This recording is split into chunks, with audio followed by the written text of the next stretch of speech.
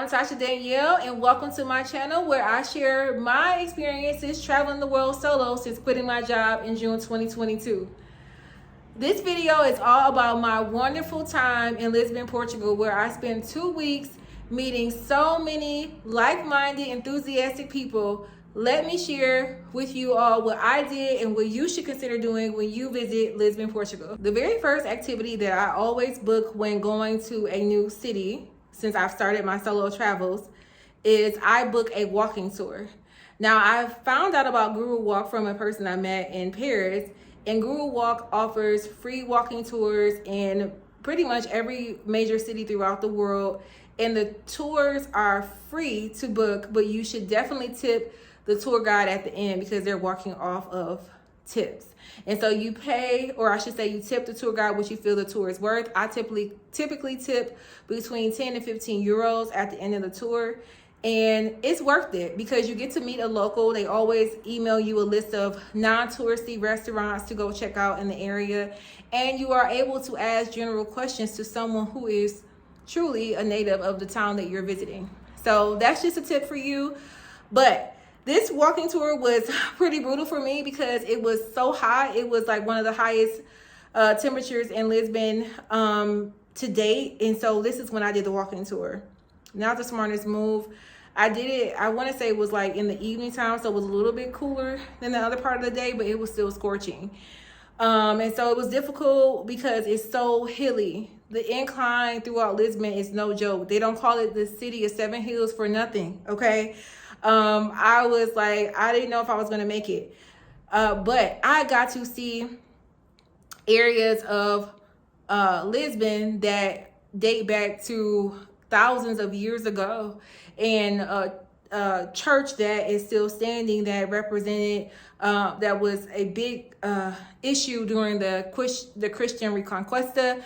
And I also was able to walk through neighborhoods that still use like facilities to hand wash their clothes. Like they have a hand washing laundromat. It's not machines in there. And I don't have the picture of it from the tour, but I'll see if I can insert one here from Google Images. But it was like, wow, people really are still living in some not ancient times, but they're still living throwback is a better word. And just explaining that these areas are becoming gentrified, unfortunately, because the people that live there are elderly and they don't want to leave these homes. It's pretty low cost, but there is issues such as like having proper plumbing and different things like that. And so people are coming in the area, renovating it, and charging more and more for the area, unfortunately. But one thing I also learned on this tour was this wine is specific to Lisbon. It's called Gigina.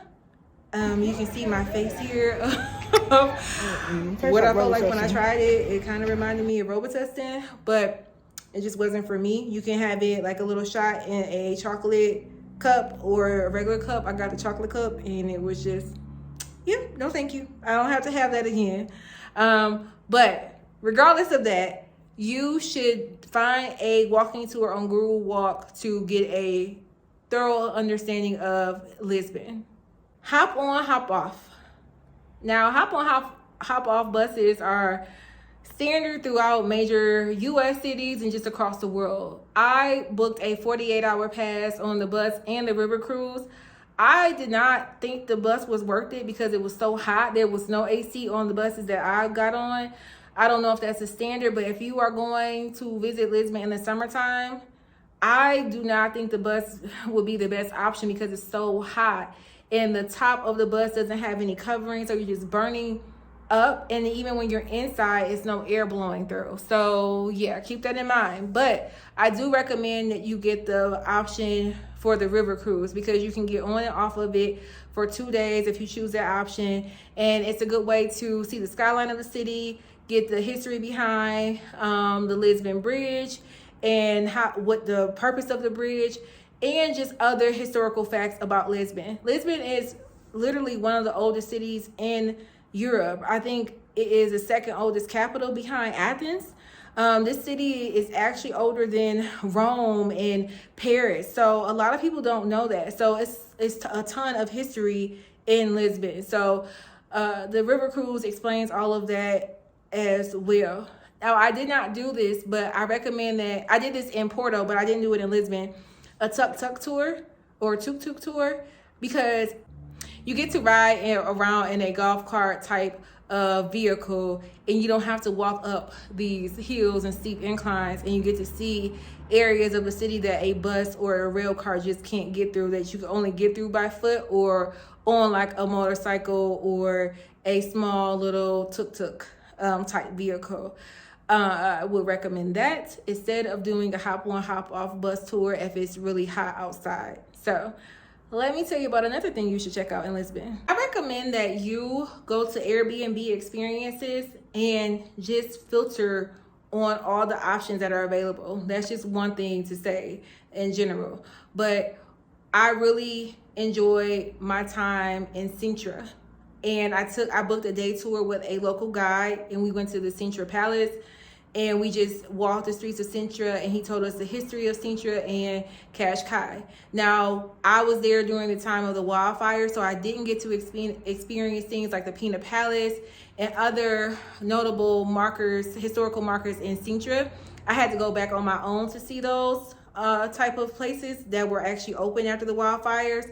So I didn't really have the best experience because a lot of things were closed. But the tour guide tried to make up for it by showing us different beachfronts that I've showed you previously. But you definitely should book the hop on hop off bus at Sintra, because the hop on hop off bus is air conditioned. It runs on time every half hour, I believe, going off the top of my head here. But I believe that the hop on hop off bus is worth it if you're going to be in Sintra. Now, it ends pretty early, so you may want to take the last one back to the train station and get a Uber after that if you want to go to more places. But definitely carve out a day to go to Sintra. It is so beautiful. You just have to go and experience it for yourself. My favorite activity, hands down, was a Black in Lisbon walking tour. This tour sells out pretty fast, but I recommend, if you are watching this video, you need to book it if you're going to go to Lisbon. I mentioned already that Lisbon is one of the oldest cities in Europe, and I did not know this until the tour, but the transatlantic slave trade actually began in Portugal. I was sailing in the waters on the river cruise that my ancestors were brought to Portugal to become slaves at. I did not know that until like towards the end of my tour, and it was like, wow, I sat at the dock where slaves were being brought through to be enslaved. And even though I love walking tours, what is so unfortunate about them is that they usually fail, not usually, everyone I've been on, they fail to mention slavery. Oh no, except the one in Porto. He did a great job. He actually mentioned slavery, and it's not like I'm like, oh my god, hurrah, yay, slavery, but it's a part of history. It's an integral part of history, and you can't talk about history of cities like Lisbon and Paris and things like that and not mention freaking slavery. It's insulting. Like, you can't just act like that never happened. And I feel like a lot of tour guides do that, because it's just like, let's forget about this bad part of history we don't want to talk about. But in the Black in Lisbon tour, he is bringing it all to the forefront. I did not know that there are still people today in Portugal who do not have citizenship. There's families have been in Portugal for generations, and this is Black and non-Black Portugal. I want to say citizens, but they're not. And it's a whole legality thing, or why they are not citizens, and I don't even remember from the tour, so I don't want to misspeak. But I do know for sure that you have so many people in Portugal who's been there for hundreds, if not thousands of years. I'm talking about family lines who are not official citizens of Portugal, and that to me is insane. And I never really thought about like the US, you are a citizen from birthright. If you're born in the States, you are a US citizen, but that is not the same everywhere. And it's like, yeah, duh, Tasha, everything is not the same everywhere. But until you go and you hear these stories, you're just like, wow, like you've been here, not just you've been here your whole life, because you hear the deportation stories, the horror stories that happen in the States. I'm not trying to act like the States is amazing, because, oof, child, I'm trying to figure out where I can move outside of the US.